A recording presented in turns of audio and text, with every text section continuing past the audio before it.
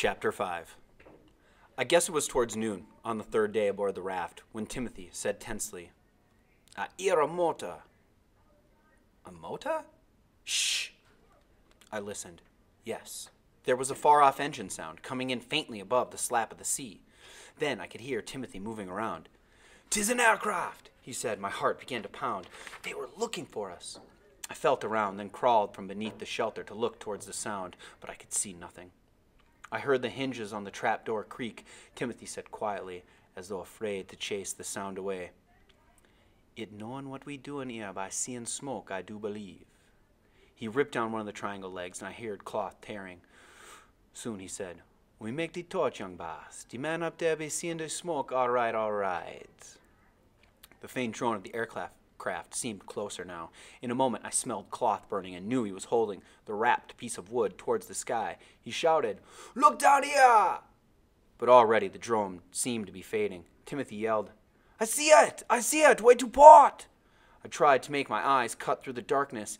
"Is he coming our way?" Don't know, young boss," Timothy replied anxiously. I said, "I can't hear it now." There was nothing in the air but sea sounds. Timothy shouted, "Look down here! There's a raft with a little blind boy, an old man, and Stukat. Look down here, I tell you." The drone could not be heard. Just the slap of the water and the sound of the light wind making our shelter flap. We were alone again in the ocean. After a moment of silence, I heard the sizzle of water as Timothy doused the torch. He sighed deeply. "I be ready next time, for true. Let the torch dry, then we be ready." Soon he sat down beside me.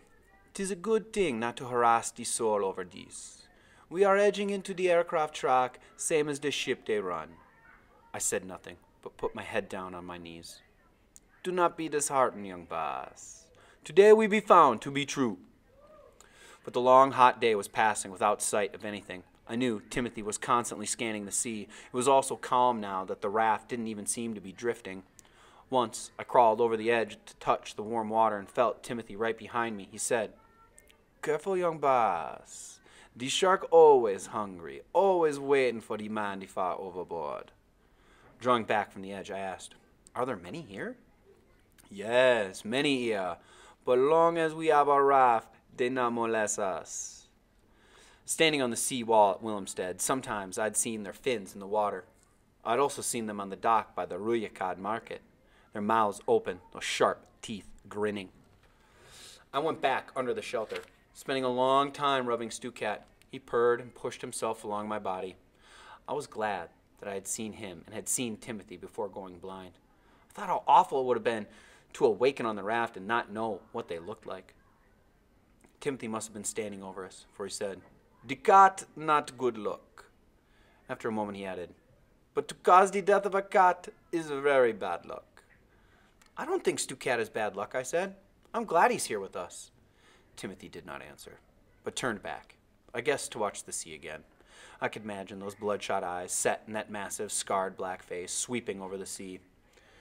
"Tell me what's out there, Timothy," I said. It was very important to know that now. I wanted to know everything there was out there. He just laughed. "Just miles of blue water, miles of blue water."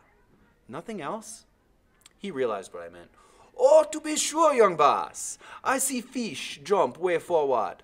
That mean the large fish chase him. Then while back, a turtle pass us port side. But too far to reach out him back." His eyes were becoming mine. "What's in the sky, Timothy?" "In the sky?" He searched it. "No clouds, young boss. Just blue like 'twas yesterday. But now and then I see a petrel. While ago a booby." I laughed for the first time all day. That was a funny name for a bird. A booby? Timothy was quite serious. "This booby I saw was a blueface, maybe nesting out a Serrania bank, maybe not. They be feeding in the flying fish. I true watching the birds, 'cause they tell us where they very close to shore." "How does a booby look, Timothy?" "Nothing much," he replied. "Tail like a chocolate, sharp beak, most white on his body." I tried to picture it, wondering if I'd ever see a bird again.